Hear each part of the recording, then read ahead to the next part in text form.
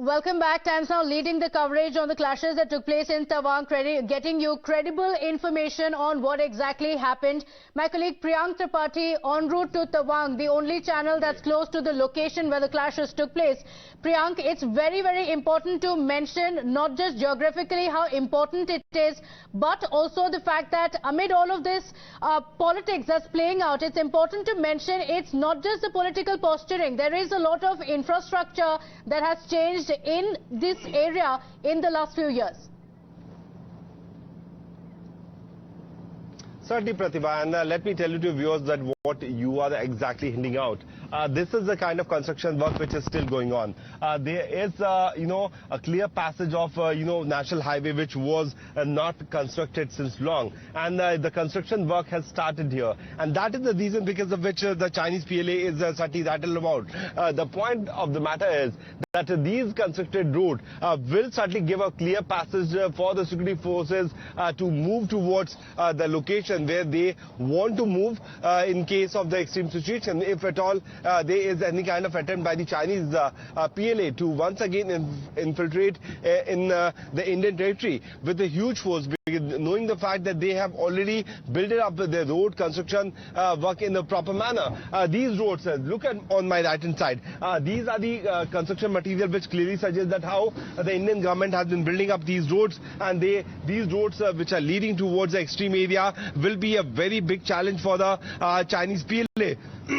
That's the reason, Pratibha, because of which the Chinese PLA is certainly rattled about. Both the sides of the roads have almost been made. The construction of the road, which was pending since years, has been going on. So we are reporting from the ground, and whatever we are talking on air is being established by us through the fact. And what we have also seen, that the moment we landed in Indo-China Airport, which used to be a very small airport when I came here a few months back, it was a very strong small airport, but now the length of the runway has been increased to 2.5 kilometers. The stretch of the runway is so big that IL-76 and AN-32 aircraft which are used for transportation, which are used for the large number of security forces to be shifted from one location to another location, can come here. And these are the factors which has also been monitored by the Chinese PLA.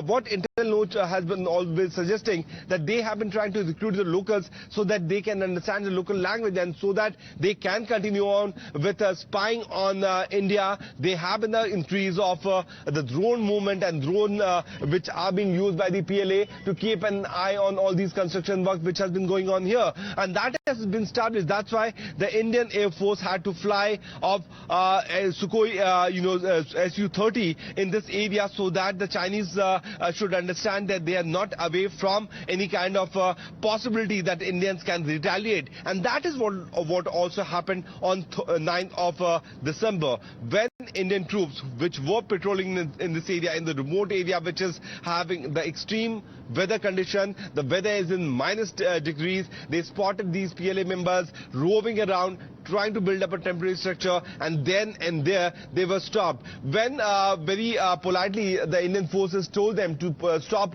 this kind of construction work, they retaliated. Later on, after having a tough scuffle with the Indian forces, they went back and they came up with around 200 more PLA persons, those from the PLA army. They came back and they started having a scuffle, but the Indian forces still retaliated. Then they started throwing stones on them.